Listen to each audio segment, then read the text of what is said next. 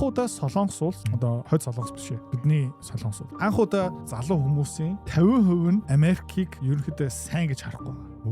Японд бас салхи хэрэгж байгаа. Монгол бас яг адилхан хэрэгж байгаа хаа. Ерөнхийдөө Америкчуудын энэ доромжлол, соёлгүй байдал арай дэмтэж байгаа л та. Дүнгэж эхэлж байгаа шүү гээ. Өмнө нь бол иймэрхүү юмыг ил ингэж боронгддгүй байсан. Зүгээр цаагаараа далт. Одоо зүгээр ингээд төвчээргүй ингээд камерын урд нь анхаарлын дутагдaltaй, анхаарлын төвд байх дуртай хүмүүс одоо энийг ингээ хийж байгаа байхгүй. Өмнө нь бол айгүй чимээг явдаг байсан бол одоо бүр ил явдаг болсон. Тэгээ хэдүүлээ ер нь бол хөшний цаана юу болж байгаа юм бэ гэвэл арай ил тод харж байгаа.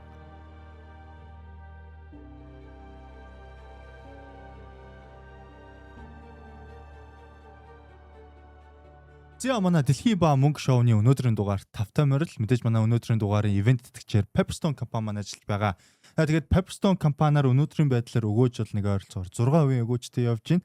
Таад маань ч гэсэн бидний арилжааг дөөрөж хийгээд өдөр болгоны мэйлийнхаа апдейтыг авахыг хүсвэл доорх линкээр Pepperstone бүртгэлээ үүсгээрэй. Тэгээд шинэ мэдээ бас байгаа. Өнөөдрөөс эхлүүлээд Pepperstone дээр яг хамгийн сүүлийн эцсийн шаттай буюу иргэний үнэлгээнийхаа мэдээлэлээ явуулсан. Эсвэл бол данс нь баталгаажсан хүмүүс рүү мэйл явуулаад эхэлж байгаа. Тэгэхээр таад маань орж хараад хайцсан хүмүүст бол одоо бас мэйл очихгүй гэдгийг мэдэгдэж байгаа. Окей. Яа. 6.4% өгөөжтэй шүү. Тийм 6. Яа 6.4% өгөөжтэй. Тэгээ өнөөдрөөс 1-2 шинэ арилжаанууд орж байгаа. Тэгээ ингээ хараад үзэх юм бол ер нь бол манай Мексик песогийн арилжаа аягүй сайн явж байна. Австралид байгаа South 32 уул уурхай аягүй сайн явж байна. Тэгээд хоёлоо бас бичлэг эхлэхээс өмнө бас ярьсан Freeport McMoran. Америкийн зэсийн хэдэн хувь нийлүүлдэг лээ? Зэсийн нийт 60%-ийг тэгээд нөгөө яг одоо юу хийсэн? Тэр ч өгдүүлээ. Сайжруулсан. Яг зэсийн баяжуулсан зэсийн 70%. Окей. Тэгээд ер нь бол Америкийн эрдэнэт оюу толгой гэсэн үг те. Энэ лөө хөрөнгө оруулалт хийгээл эднэр аягүй дэж явж байна. Өнөөдөр маргааш Nvidia-гийн тайлан гарна. Ерөнхийдөө давуулт нь биелүүлэх бах. Ирэх улирлынхаа таамга бас дээшлүүлэх бах. Тэгээ энэгээр дамжуулаад яах магадaltaй юм бэ гэх юм бол QQQ позиц бас ерөнхийдөө үүсэх магадaltaй. За, Pepperstone яагаад хамтрахаар болсон юм бэ гэх юм бол арилжааны мэдээлэл, арилжаануудаа таатай хуваалцахын тулд доорх линкээр та бүртгүүлээд дансаа нээх юм бол 7 хоног болгон миний баг тайтл юу болох юм бэ гэх юм бол багцлууд төр ямар хөвцөө нэмсэн юм бэ? Ямар хөвцөө хассан юм бэ? Ямар ханш дээр орж байгаа юм бэ? Ямар ашгийг хүлээж байгаа юм бэ? Ганцаараа арилжаа хийхгүй бид нартэй хамт арилжаа хийн гэсэн үг. За энэ талаар дэлгэрэнгүй мэдээлэл авмаар байгаа юм бол энэ контентийг эргээд уулзъя. За одоо энэ контентээ өргөжлүүлье. Окей. За таад нэг юм анзаарсан бах Равдан анх миний контент руу орохдоо чиний тухай хүмүүс ямар комент бичлэг байсан бэ? Наад банд зайлуулаач. Тэ өөрөө бичлэгээ хий. Өөр яасан бэлээ? Энэ яг тиймэрхүү. За тэгээ хизээ сайжирсан бэ? Юунаас олж сайжирсан бэ? Одоо үнэн хариу өгөөрэй. Нэг комментээс олж. Окей. Хоёр танаас олж. Би яасан? Яг гэх юм бол одоо энд бидний контентыг үзэж байгаа залуу хүмүүс нь аягүй чухал. Ер нь бол бас энийг Равданд бас өнөөдөр яг олон нийтийн өмнө аягүй ил тодорхой хэлсэн зүгээр ах гэж бодож байна. Тийм учраас за би чамд юу гэж хэлсэн бэ? Ямар дуу хоолойгоор? Угаасаа та над руу уурладаг гэж байна. Тэрийг офстойгоо хүмүүс мэддэг байх гэж. Ерөөдөө хаяа дил бавчдаг тий. Яагаад дилп авдаг юм бэ гэх юм бол ер нь бол энэ тодорхой хариулт би сая нэг Кристийн шашинтай холбоотой нэг подкастт орсон. Тэгээд тухайд юу гэж ярьсан бэ гэх юм бол энэ католик орнууд одоо Кристийн шашин хоёр хуваагдсан байгаа шүү дээ. Гурван хуваагдсан: ортодокс, католик, протестант. Тэгээд католик орнууд нэг сайн яваагүй. Ортодокс орнууд бас нэг сайн яваагүй. Аль улсууд сайн явсан бэ гэх юм бол одоо Герман улсын нэг хэсэг протестант. Англи улс тэр чигтээ протестант. Спан мяштай. Тэ Америк баг тэр чигтээ эхлээд протестант байсан шүү дээ. Маш сайн явсан. Тэгээд нөгөө Calvinist нэг протестантуудын дунд Calvinist үзэл бодолтой хүмүүс ерөөд аягүй хүчтэй гарч ирсэн. Тэр хүмүүс ямар үзэл бодолтой байсан бэ гэх юм бол яг уу одоо жоохон хэтрүүлээ хэлж байгаа шүү. Мөнгө бол бурхан номер 1. Одоо хөдөлмөрлөх ёстой.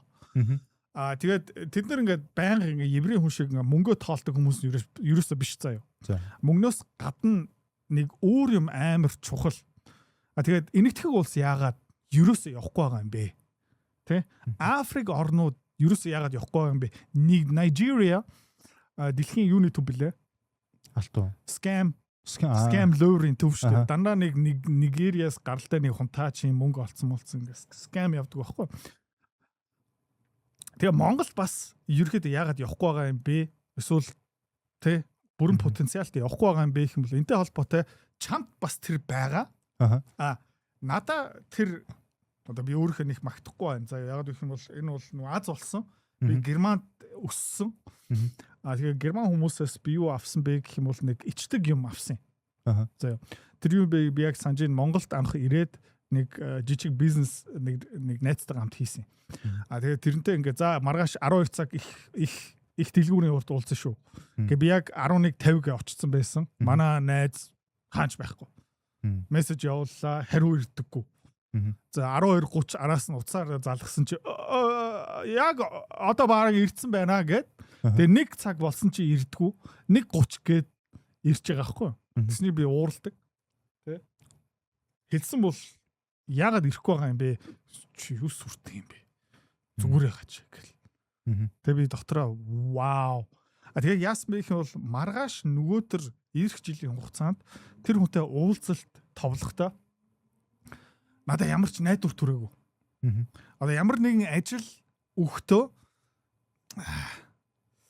хутлаахта гэд амар эргэлзээ үрж исэн. Том хариуцлага тэр хүнд өгөх ямар ч хүсэл алга. Одоо яаж нэ гэх юм бол нөө офс дотор хүмүүс за нэг $300 хэмэл байхны subscription хинд өгөх вэ? Гэсэн миний толгоон дотор явж байгаа шүү дээ. За тэгээ хинд өгч болох юм гэд гурилдаад идэх хүнд би өгөх үү $300. Эсвэл араас нь ингээд ташуурддаг. Чи юмаа бэлдээ чи бэлдэн үү? Тэгээ цагийн дараа хэрэгтэй шүү дээ гэсэн. За юу сүртэй юм бэ гэл. Тэгээд нөгөө ширүүхэн одоо ер нь бол хариуцлага тооцож байгаа шүү дээ. Тэрний гомдог хүнд би нэмээд $300 AI subscription өгөх үү? Өгөхгүй. Тэг энэ юу юм бэ гэх юм бол нөгөө энэ дараагийн чи юу гаргацсан. Сая ер нь бол нэг амар сонирхолтой подкаст сонссон. За тэгээ Томас Карлайл ямар төрлийн хүн бэ гэх юм бол Calvinist гаралтай хүн. Философч, зохиолч, супер ухаантай хүн. Энэ юу бичсэн бэ гэх юм бол юу хэлсэн бэ гэх юм бол I should say sincerity, a deep, great, genuine sincerity is the first characteristic of all men in any way heroic. За би юу хэлэх ёстой бэ гэх юм бол үнэнч байдал, гүнзгий, агуу том, үргэн, чин сэтгэлээсээ үнэнч байдал, баатарлаг, агуу хүний хамгийн одоо шаардлагатай эсвэл ийм агуу хүний түгээмэл байдаг одоо мөн чанар хүн чанар. Тэгээ sincerity юу юм бэ гэх юм бол одоо үнэнч байдал те. Одоо жишээлбэл за маргааш орой хоёлоо 6-аас бичлэгтэй шүү гэх юм бол чи юу мэддгийм бэ гэх юм бол эдрээ ах 6 цагт бэлтгэлтэй бэлэн суун Батын их компьютерийн арт бүх юм бэлтгэсэн суун. Тийм учраас чи бүх өдрөө тэрний дагуу ингээ төлөвлөж болно. Гэхдээ би хаяа ингээ 6 гэ байхгүй. Батын их ингээ хаяа алга болцсон. Байвал чи маргааш 6 цаг гэх юм бол чиний толгоон дотор юу бодогдох вэ? Худлаач болж магадгүй. Эсвэл нөгөө тийм одоо Pepperstone дээр бүртгүүлээрээ маргааш өдөр болгон 7 хоног болгон өдөр болгон имэйл очишоо гэсэн чи нэг өдөр ирдэг. Хаяа 2 өдөр тасарчдаг. Тэ? Ингээд багцаа ил тод болгоно гэсэн чи хаяа нуучдаг, гоё таарахаараа ингээ ил тод болгодог. Тэгэх юм бол чи харилцагчийн зүгээс юу гэж бодох вэ? Ямар сони юм бэ? Тэ. Нэг итгэж болохгүй байна. Окей. Тэгээд үргэлж би юу чамаас шаардж ийсэн бэ гэх юм бол хэлсэн. Бэлтгэлтэй байна. Тэгээд энэ студийг шинжилье гэд студид шинжилсэн, камер системээ яасан, микрофондуудаа сайжруулсан. За тэгээд равтан хаана байгаа юм бэ гэж шаардахаараа за окей болно. Тэгээд юу дутчихсан бэ гэх юм бол чамд хаяа тэр гүн агуу чин сэтгэлээсээ үнэнч байдал дутчихсан болохоор за одоо би давхар бэлтгэх ёстой юу? За би одоо ингээ равтан руу тэр материалыг дахиад бэлдээд өгчөө. Тэгээд жажилсан хоолыг равтанд бэлтгэхгүй юм бол инх юм байна гэд Тэгэх юм бол хоёулаа хамт хэр хол явах вэ? Хол явахгүй хаа. Окей. За окей. Тэгэхээр Равтангаас гадна Идэрбат гих мэт чинь өөр хүмүүс одоо офис дотроо бүгдээрээ маргааш энийг хийя гэсэн чинь ингээд гурилдаал тэг ингээл чи асуугаа шаардаагүй болохоор би явуулаагүй штэ гэд иймэрхүү соёл манай офис дотор нэвтэрчих юм бол манай офис манай компани бидний одоо ирээдүйн амжилт орлого тий тухтай байдал санхүүгийн эрхчлөлөө юу болох вэ? Байхгүй. Би болохгүй. Эсвэл бүрэн потенциалтай хизээж хүрэхгүй байхгүй. Тэгээ Монголд энэ байдгийн заяа. Яри. Тэ? Маргааш болъё. Ингээд рарарара гэл. Тэгээд эргэн тойрон нөгөө юм хэлсэн юм бол чин сэтгэлээсээ хэлээгүү. Заяа. Тэг ингээд зүгээр гурилдаа явдаг. Тэгээ чи ингээд 10 хүн лөө ингээд үржүүлээд ботчих дараа 100 хүн, 1000 хүн, сая хүн хоорондоо ингээд дандаа гурилддаг байх юм бол манай Монгол улс яах юм? Хол явахгүй байгаа зү тий. Тэгээ тийм учраас энэ амар чухал guys. Заяа. Тэгээ юу юм бэ гэх юм бол одоо чин сэтгэлээсээ хөдөлмөрлөх хүмүүс байгаа. Тэднийг юу гэж ойлгох хэрэгтэй юм бэ гэх юм бол нэг том араа шиг ботчих цаа ингээ эргээл хэдэг. Тэгээ тэр хүмүүс нь юу тодорхой юм бэ гэх юм бол маргааш иргсэн ч байна. 7 хоногийн дараа бас иргэн. Жилийн дараа бас иргсээр байна.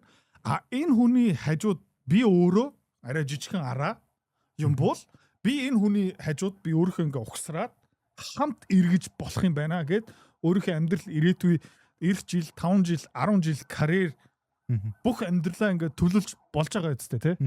Тийм байх хэвээр хүмүүс тааж гисэн тий.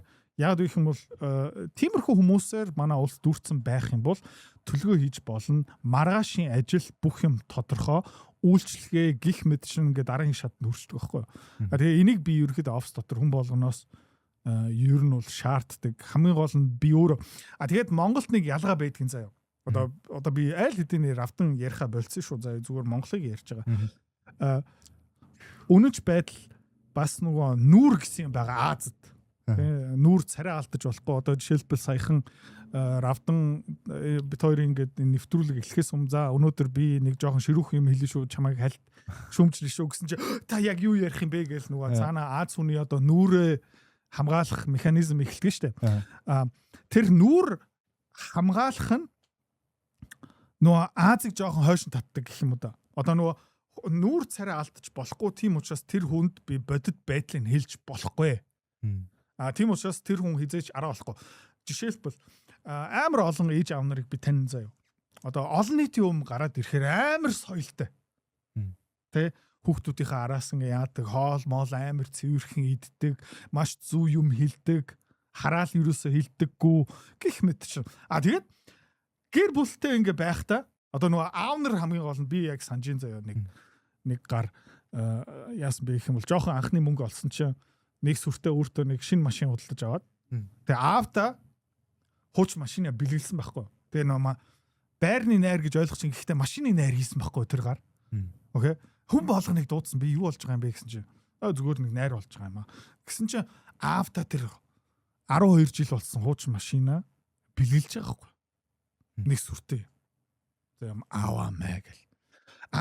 Тэгээ би сонсч авсан бэ, олж авсан бэ гэх юм бол жилийн дараа тэр машина барьцаан тавиад аавынхаа машина одоо бэлгэлсэн машина барьцаан тавиад хураагдаад тэгээ аав буцаага машин болсон. Тэр юу юм бэ гэх юм бол нөгөө хүмүүсийн урд сайн харагдаж болно, жүжиг тоглоно гэсэн үг шүү дээ. Гэхдээ энэ Calvinist протестант шашин яадаг юм бэ гэх юм бол хүн намайг харж болно, хүн намайг харж байх үедээ би зөв үйлдэл хийх ёстой. Гэхдээ хүн байхгүй юм бол би өөрөө харж байгаа. Эсвэл бурхан намайг харж байгаа. Тийм учраас хүн харсан ч хүн хараагүй ч би ер нь бол зөв юм хийх ёстой. Энэ бол нөгөө сая энэ Thomas Carlyle гүн өргөн чин сэтгэлээсээ sincerity дэлхийн ертөнцлөө гэр бүл рүү найз нөхдлөө бизнес хамтрагчтан лөө хамгийн гол нь өөртөө тэгээд дээрээ нөгөө бурхантай хэлцэл хийцэн байгаа юм бол тэр ихгүй. Тийм хүмүүсээр Тэ манай Монгол улс ингээд дүүрчих юм бол бид нар ална. Яг гэх юм бол хүн болгон өөр хүний дэргэд нэг гоё ингээ араа болох боломжтой байхгүй.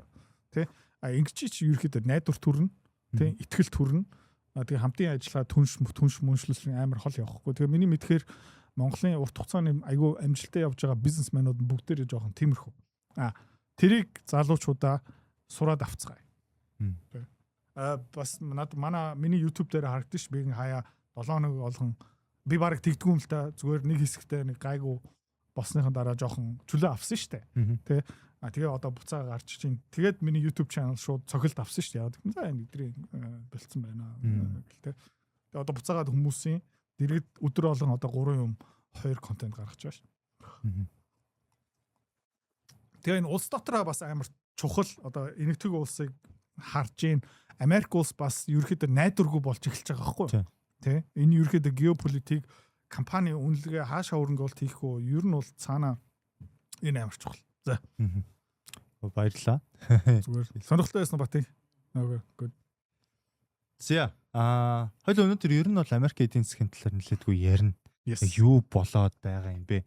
За энэ болохоор энэ жилийн 6 сарын байдлаар Америкийн эдийн засаг одоо Америкийн сангийн яамнаас гаргасан бондуудын хамгийн их эзэмшдэг 20 топ 20 улсыг харуулсан байгаа гэсэн үг. Ер нь бол нөгөө Америк улсад хин хамгийн их зээл өгсөн бэ? Зээл өгсөн бэ. Мэдээж хамгийн нэгт бол Япон байгаа. Япон. Тэгээ энэ дээр бас нэг хэлэх ёстой. Би рафтанд нэг сая төгрөгийн өртөө юм бол энэ бол миний асуудал. Тэ? Яг гэх юм бол би тэрийг ингэ төлөх ёстой. Би рафтанд 10 тэрбум төгрөгийн өртөө юм бол хиний асуудал болох уу? Авч чадах юм бол аав л та. Ингээл тий.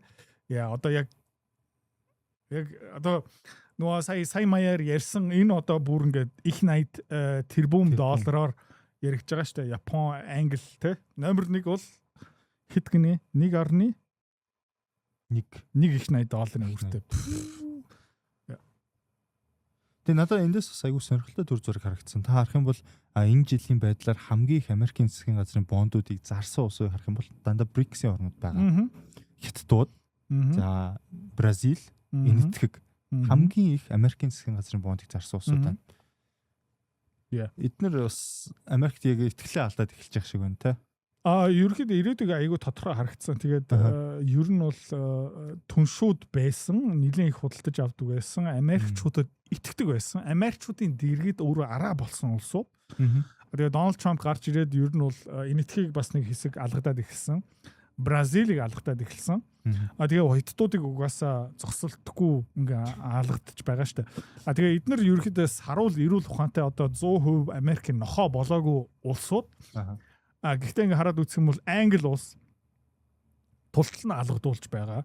Бэлг тийм ингээд Euroclear, Европын орнууд, Канад гих мэтчлэн ер нь бол бүгдээр гүлэг болдог. Тэгээ эдгээр юу юм бэ гэх юм бол одоо баг нөө мазохист орнууд. Тийм. Өөрөөхөө тамлах дуртай.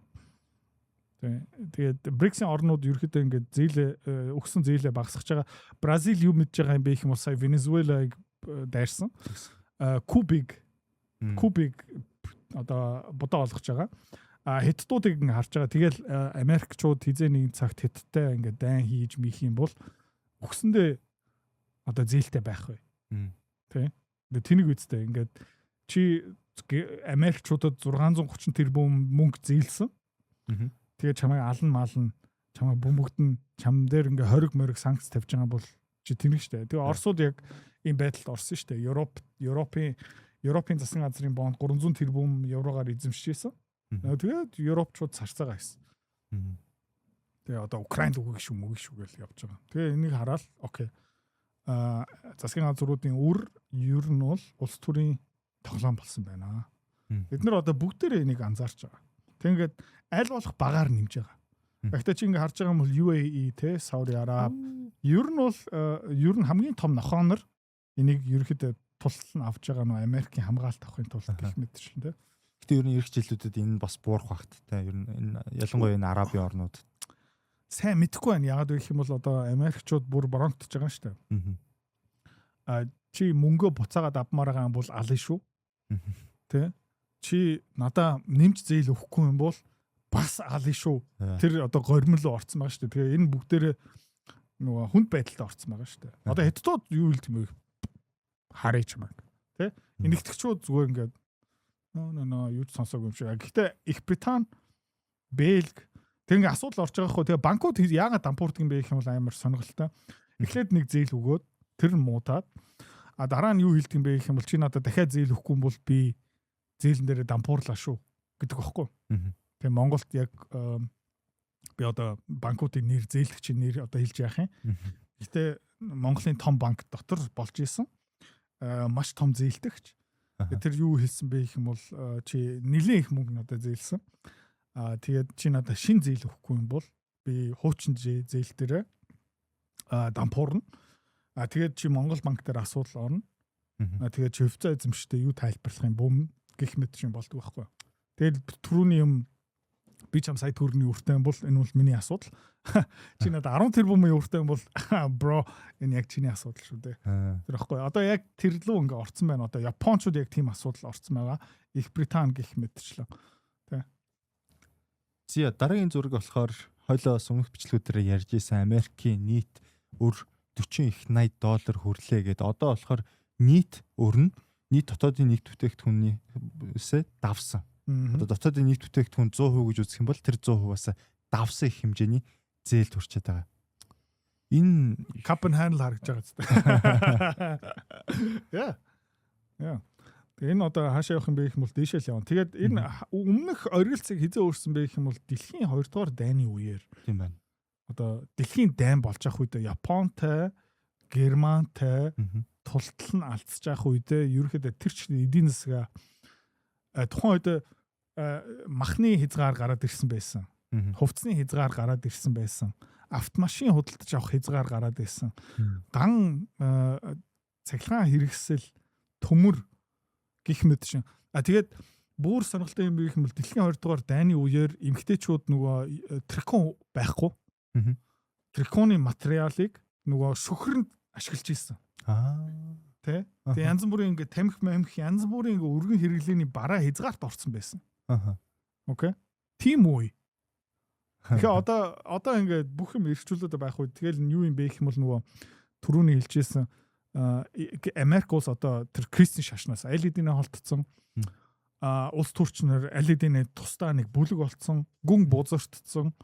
Сонгуулийн үеэр нэг амлалт өгөөл тэгэл дараа ингээд мөрчдөг одоо Дональд Трамп ер нь бол сонгуулийн үеэр амлсан юмнуудад биелүүлж байгаа юм уу одоо баг хамаагүй болсон шүү дээ. Тэгээ сонирхолтой юм юу юм бэ гэх юм бол одоо Трампын фракц Америкийн арчсан намтай арын хаалгаар яриад эхэлсэн.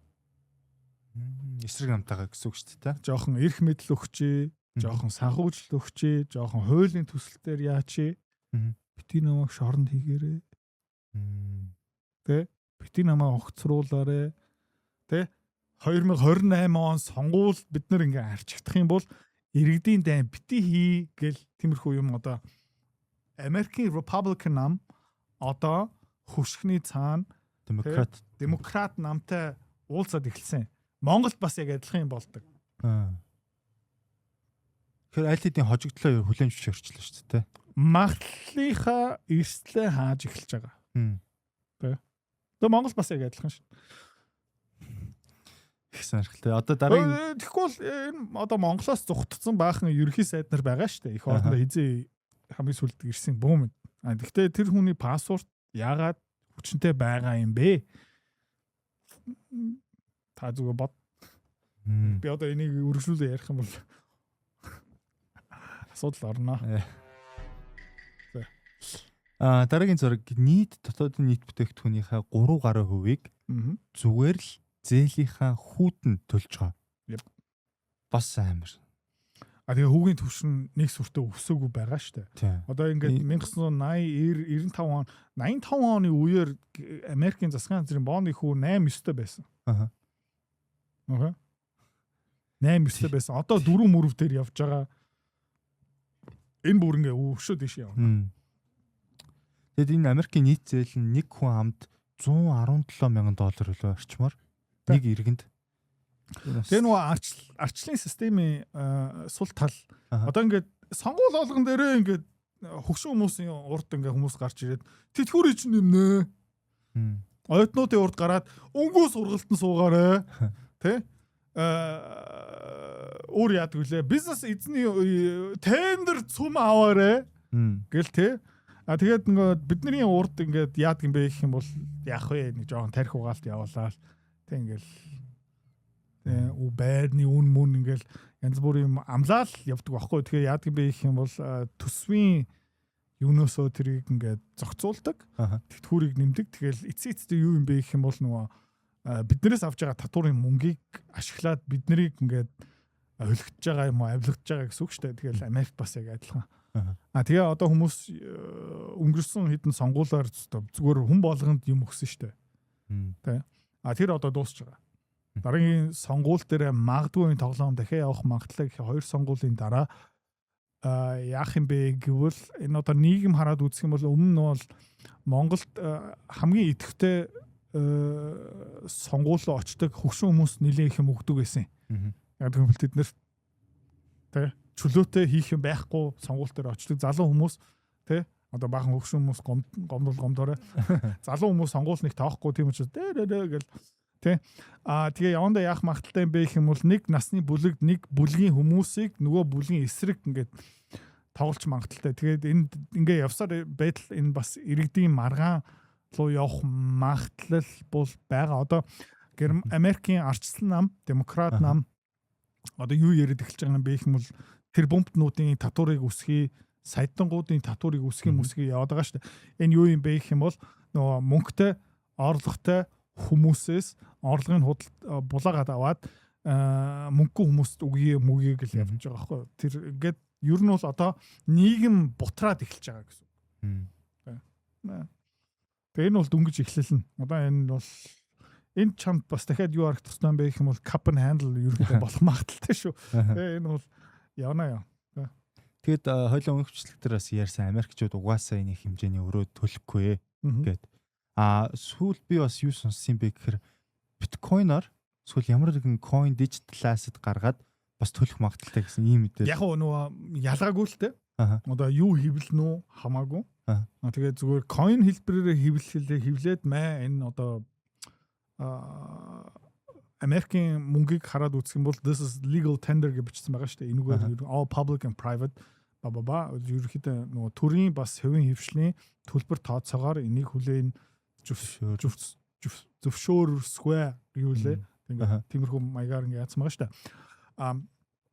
Тэгээд яг адилхан тамга тэгээд цаасаараа өгнө үү, дижитал доллараараа өгнө үү, койноор өгнө үү ялгаагүй шүү дээ. Зүгээр нэг бүртгэл дотор баахан 0.00000 тэгээд урдаа нэг нүсэр том тоо. Тэгээд ингээд үр дарна тэр бол нөгөө debt monetization гэж байгаа шүү дээ. Тэгэх юм бол тэгээ валюта алж байгаа гэсэн үг байхгүй юу? Тэгээ хүмүүс хүмүүсийн дэргэд юу баталж байгаа юм бэ гэх юм бол энэ мөнгөний цаана ер нь бол юу ч байхгүй. Бүр юу ч байхгүй. Зүгээр нь хэдэн баачкан нар энэ компьютер дээрээ миний одоо авж байгаа цалингийг дээшээ доошлуулах боломжтой юм байна. Миний 30 жилийн хадгалсан хөлс хөдөлмөрийг зүгээр ингээ тоогоороо бүтээж болох юм байна. Гэх юм бол хүн болгон яах юм бэ гэх юм бол тэр зохиомл хүссэн хэмжээгээр нэмж хасдаг юмыг гинт хязгаармагтал юмараа солих байхгүй. Тэгээ алт руу явчихдаг. Тэгээ алт өсөж байна. Тэ. Яа, алт өмнөдлөө нэг бол амар өслөө шүү дээ. 4600 таа. Хойлоо ингээд. Буухаар навнаа гэсэн чинь буурдаг. Тэ. Тэгтээ яах вэ? Окей. За дараагийн график болохоор Америкийн нефтний агуулах хатгаламж. Тэ нөгөө. Тэ. Тэгээ хамгийн доод түвшиндөө энэ жилийн 7 сард хүрсэн байна. Нефтний агуулга. Одоо бураалга. Энэ нөгөө Strait of Hormuz-ын олоноос гарахгүй байгаа нефтийг нөхөхийн тулд одоо Америкчууд өөрсдийнхөө энэ резервэс бус орнууд руу өгөөд байна уу те? Тий, ерөнхийдөө энэ нөгөө нефтний хадгаламж гэж ойлгож байгаа. Тэгээ хадгаламжаа ингээд цуцлаад мөнгөө гаргаал ингээд явж байгаа гэсэн үг. Тэгэл Япончууд ингэж байгаа, Европчууд ингэж байгаа. Тэгээ нэг цагт энэ дуусах нь тодорхой. Тэгээ энэ стратегийн нөөц байхгүй болчих юм бол өдрийн 1-2 сая баррел пошк алга болон зах зээлээс.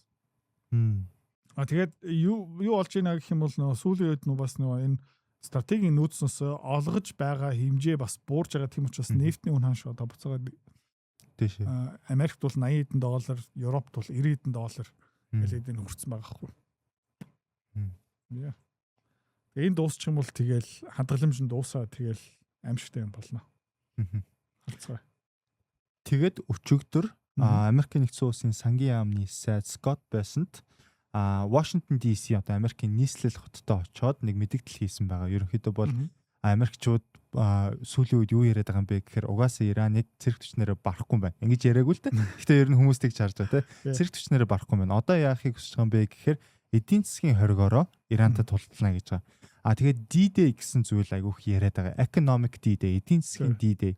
За D-Day болохоор нөгөө 1944 онд тэгээд дэлхийн 2 дугаар дайны үеэр бол нөгөө Allied Forces-уудын гаргасан зүйл.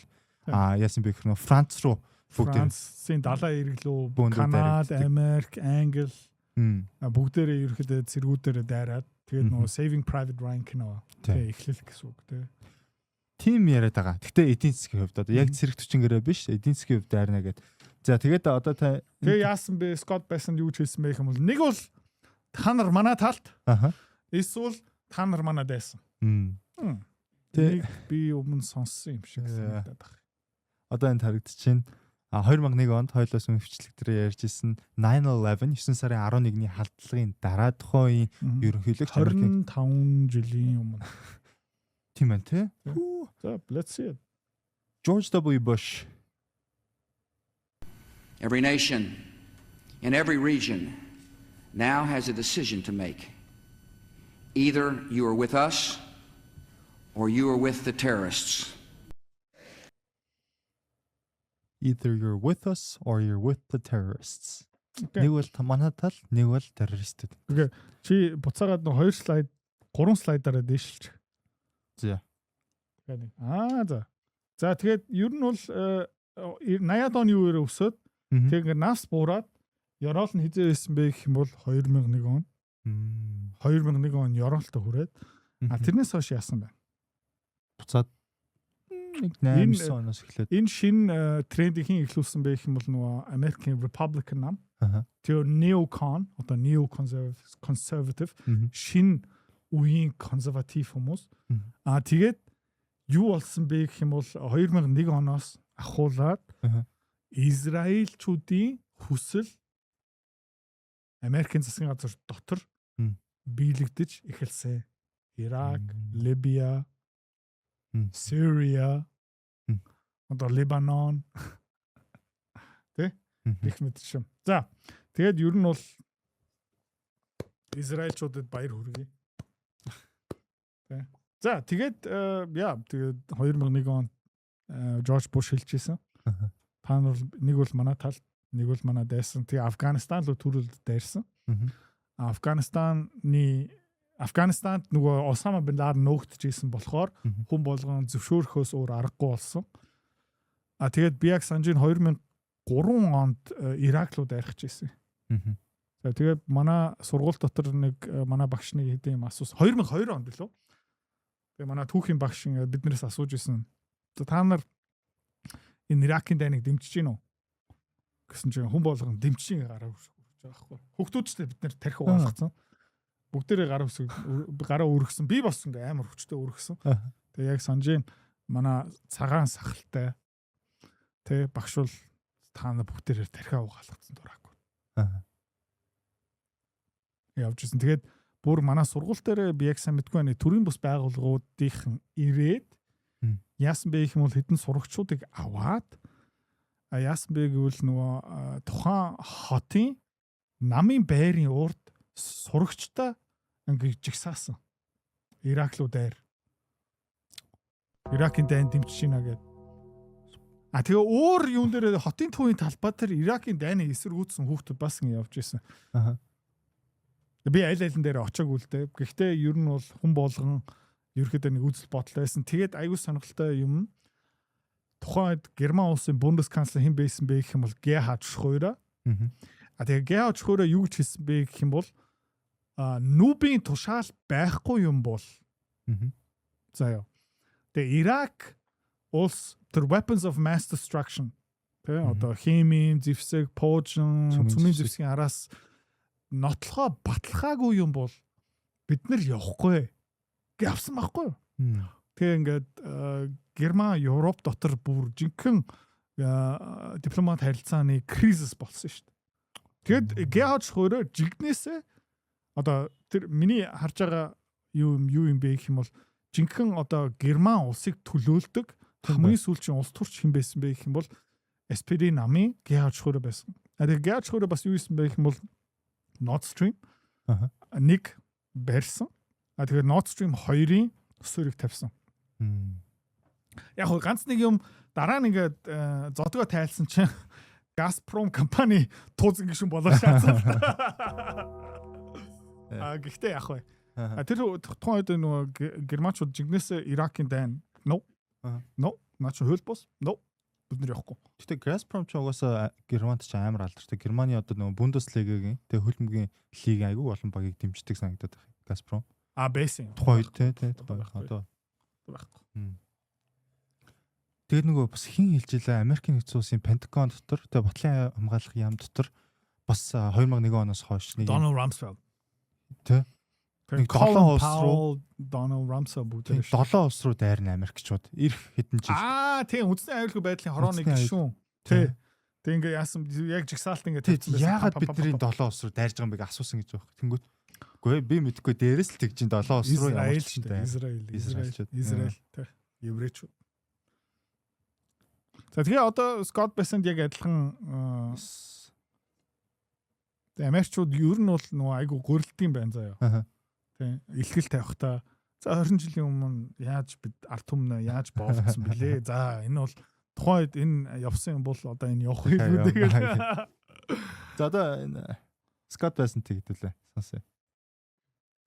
Those who enable Tehran do not discount the cost of testing Washington's resolve. No nation should expect to enjoy the rewards of our system while helping those who seek to destroy it. No nation. Ямар ч улс ерөнхийдөө бол бидний энэ байгуулсан гавьяа хүртэхгүй. World leaders to make a decision between prosperity and isolation, peace and terror, America and Iran.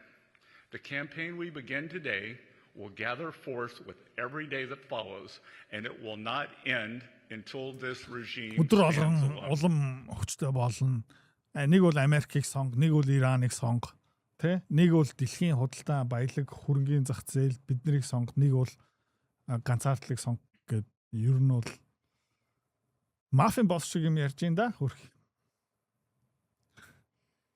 Тэгээд нөгөө би бас энэ бичлэгийг үзүүлэхээс өмнө танд нөгөө D-Day-гээ ярьж байсан. Тэгээд нэг сурвалжлагч асуусан юм байлаа. Бид нар германчуудад ямар ч хугацаа өгөөгүй штэ. Тэ? D-Day ямар нэгэн хугацаатай өөрчилсөн байдлаар бид нар мэддэггүй зүгээр шууд дайрсан. Бид нар яагаад одоо энэ санкцуудаа эхэлж болохгүй байгаа юм бэ? Гэхэд Scott Bessent буцаагаад юу гэж хэлсэн бэ гэхээр бид нар тэгж дэлхийн эдийн засгийг нурааж яах юм бэ гэсэн хариу өгж байгаа байхгүй. Тэгээ өөрийнхөө хязгаараа шууд ингээд нээлттэй зарлж штэ. Би зүгээр шааж байгаа юм аа. Тэ? This is just poker. Зүгээр тоглоом тоглож штэ. Тэгээд студ юу гэж хэлсэн бэ гэх юм бол бид нар тоохгүй. Баярлаа. Ираныг газ нефт улам хямдхан болж байгаа. Баярлаа. Тэгэхдээ тэгж хэлсэн байлаа. Мэдээж нөгөө Хятад болон Хонконгд байгаа компаниуд энэ санкцууд бий болох юм бол нэлээд хүнд нөлөөлнө. Гэхдээ нэрээ яагаад Америкчууд шууд санкц тавьж болохгүй? Уусаа чадахгүй шүү дээ. Уусаа чадахгүй. Хятад улс дээр санкц тавьчих юм бол жигнэсээ дэлхийн эдийн засаг нуурчна. Тэ? Тэгээд Америк хамгийн хүнд цохилт аавна. Тэ? Тэгээд хятадууд яах юм бэ гэх юм бол тэр 600 тэрбум засгийн газрын бонда зараад эхэлнэ. Бүр ирчимтэй. Хятад ш хөршүүрг байгаа юм ба шүү дээ. Тэгээ ер нь бол хөшүүрэг багтаа улс нь одоо хэн болж байгаа юм бэ гэх юм бол Америкчууд аягүй хөшүүрэг багтаа болж байгаа байхгүй юу? Одоо Арабын орнууд угаасаа засгийн газрын бонд авахгүй байна. Азийн орнууд бас ингэ чадахгүй. Хятад улс угаасаа багасгаж байгаа. Тэ?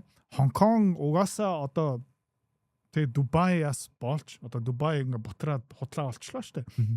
Тэгээ хэн ялж байгаа юм бэ гэх юм бол Хонконг, Сингапур одоо санхүүгийн төв болж эхэлж байгаа. Шанхай бас одоо нэлээд хурдтай хөгжиж байгаа.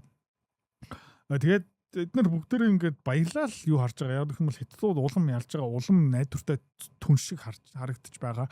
Тэгээ контент яаж эхэлсэн бэ гэх юм бол нөгөө найдвартай бат хэлсэндээ хүрдэг хин одоо улам ингээд дэлхийн тайзнаа харж байгаа. Одоо Хятадууд хизээч одоо Scott Bassett шиг хэвлэл мэдээллийн бага хурал хийхгүй байхгүй. Яг гэх юм бол чи бол жоох мэдрэл муутай харагдана.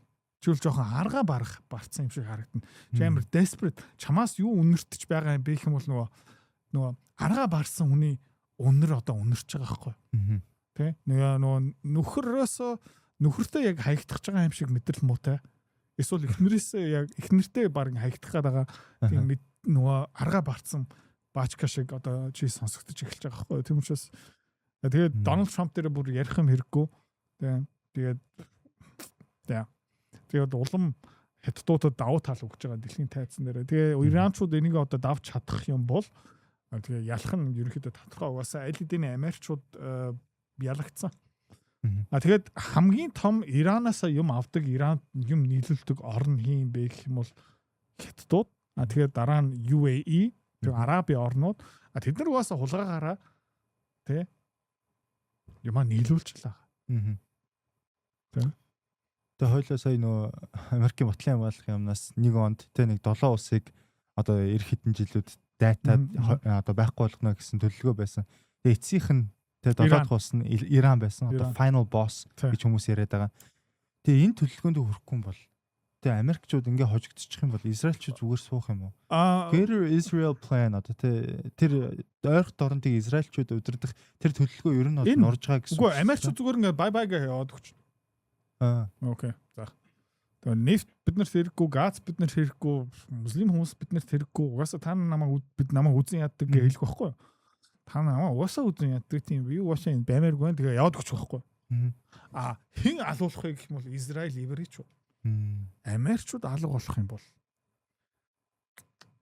еврейчүүд жижиг болно бро. Би амьдралдаа би ингээд тий хойд амьдрал руугаа явахаас өмнө тэрийг харах юмсан. Тэ? 60 70 настай балкон дээр нэг амар гоо үнэтэй вино. Тэ? Еврейчүүд улсаа алдсан. Тэгэл би бол за Демран авид за равта ах нь явлаа. Бодоо болсон.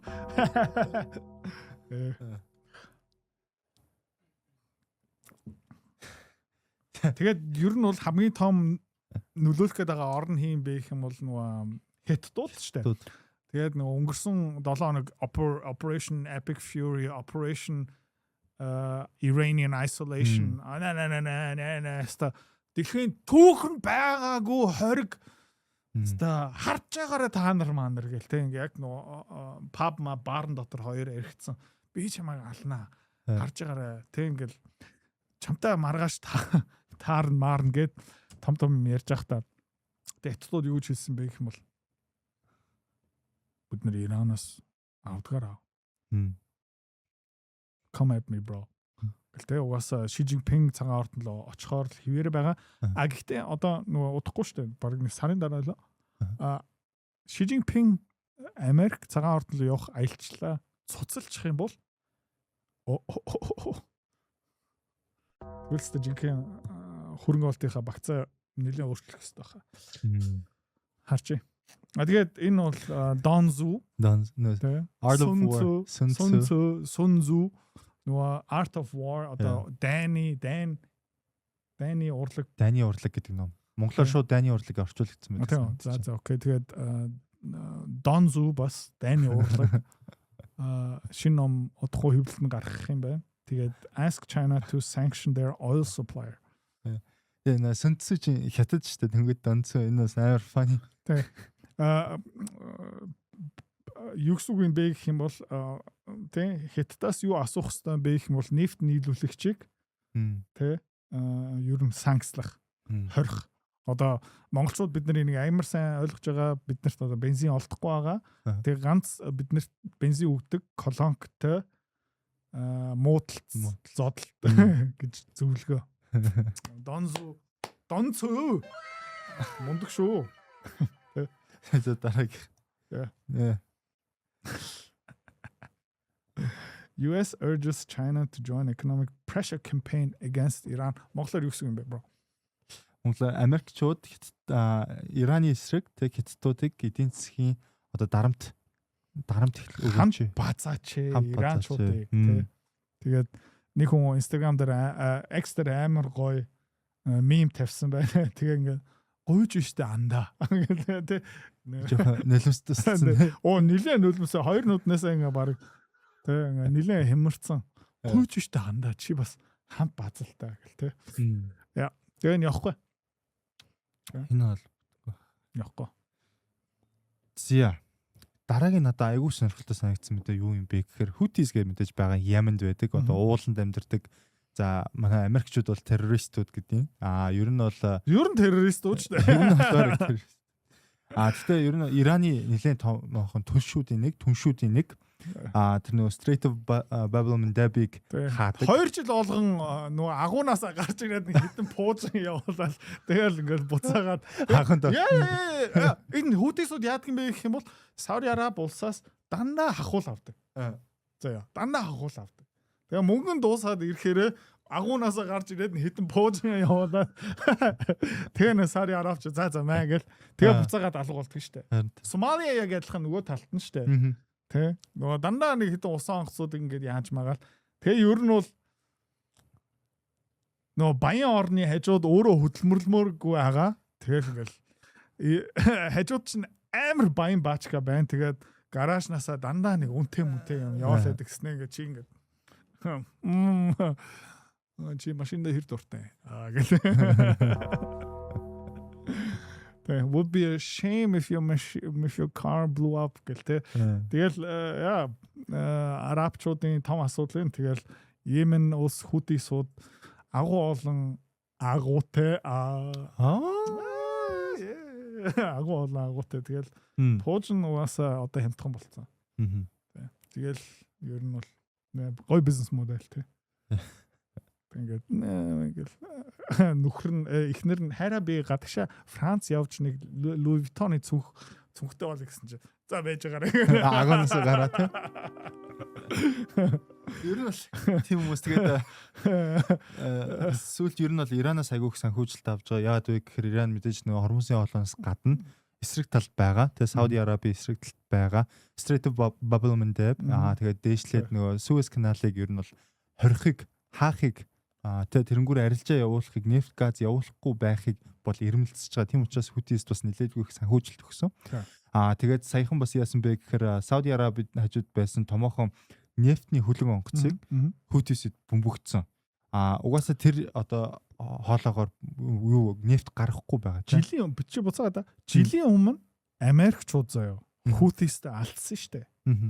Тэнд бас aircraft carrier янз бүрийн юм яваад тэгээ 3 том Reaper drone алдаад тэрбум долларын пуужин явуулаад заяа агарын хамгаалтын янз бүрийн Patriot пуужин ашиглаад тэгээ яасан бэ гэх юм бол баг нэг 4-5 хоногийн дотор тэрбум долларын зэвсэг шатацсан байхгүй Америкчууд тэгснэ Houthis болдоггүй.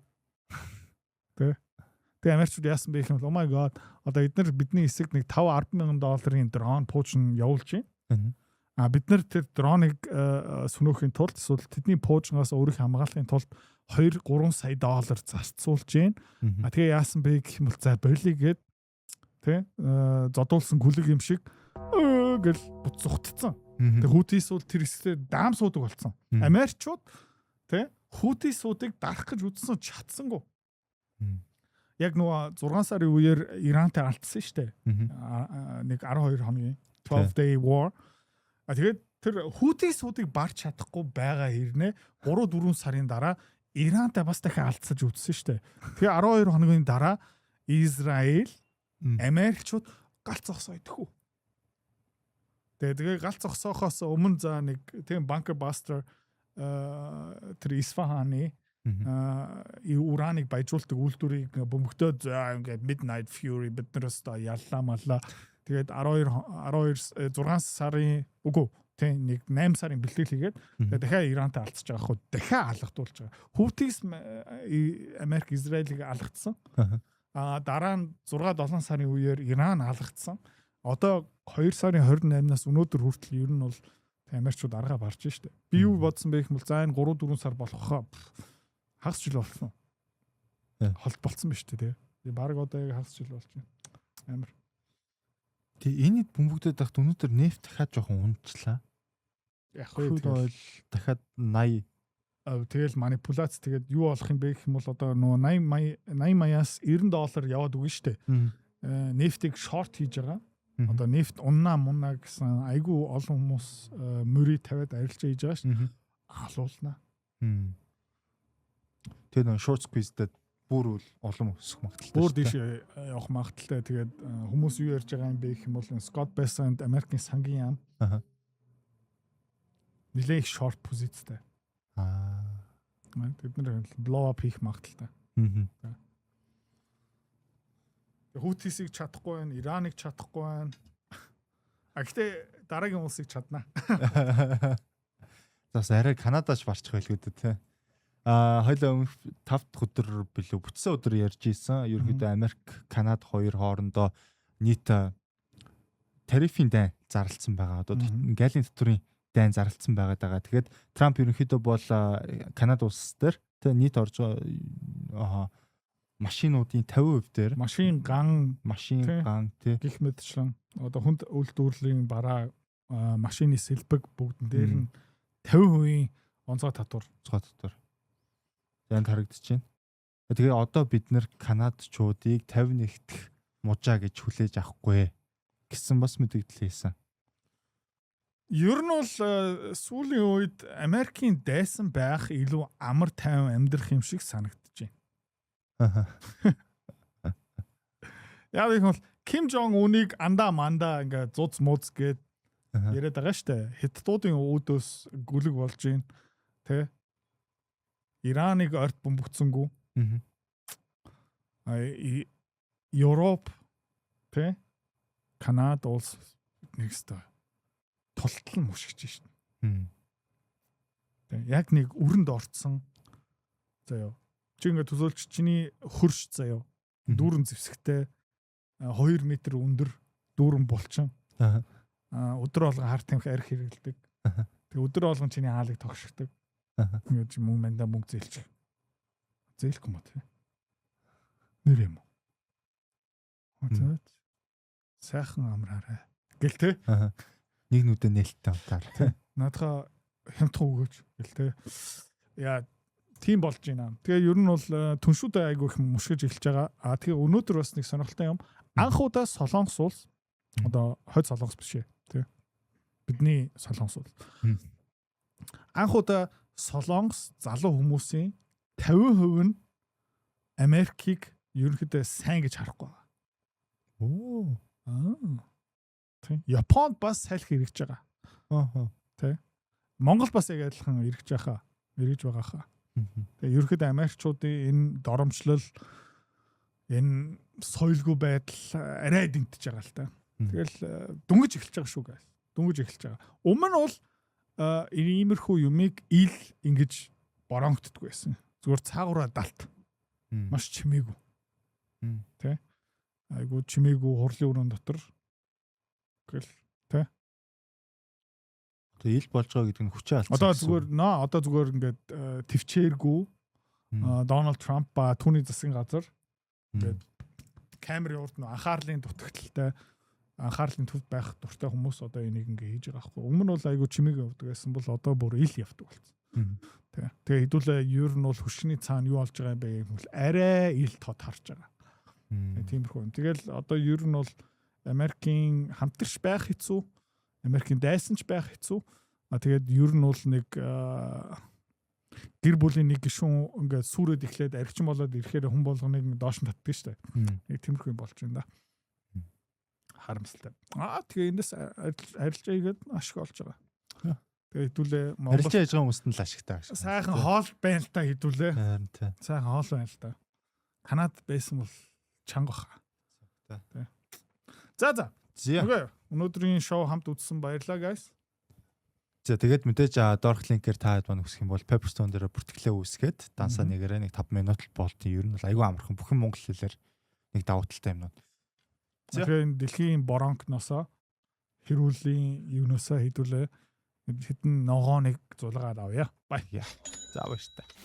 Та хэдийн дунд арилжаа хийгээд үтсэн эсвэл сонирхож байгаа хүмүүс зөндөө байгаах. Тэгээ Монголоос гадаад хвцааны арилжаа хиймээр байгаа юм бол олон сул талтай. Номер 1 юу юм бэ гэх юм бол нэг брокеринг компаниар дамжуулаад данс нэг. За тэрэн дээр та хэдээс шимтгэл авчдаг.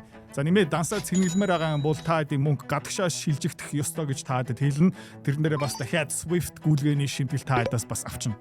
За хамгийн аимшигтай нь юу юм бэ гэх юм бол худалдаж авахдаа та хэдийн хөвцөө та хэдийн захиалгыг биелүүлэхдээ 1% шимтгэл авдаг. Тэгээд зарахт нь тэр хөвцөөнөөс гарахтаа бас дахиад 1% шимтгэл авдаг. Нийлээд бараг 2% шимтгэл гараа явчин. Тэгээд жилд нэг ойролцоо 100 арилжаа хийх юм бол та хэдийн мөнгө зүгээр байхгүй болчихно гэсэн үг.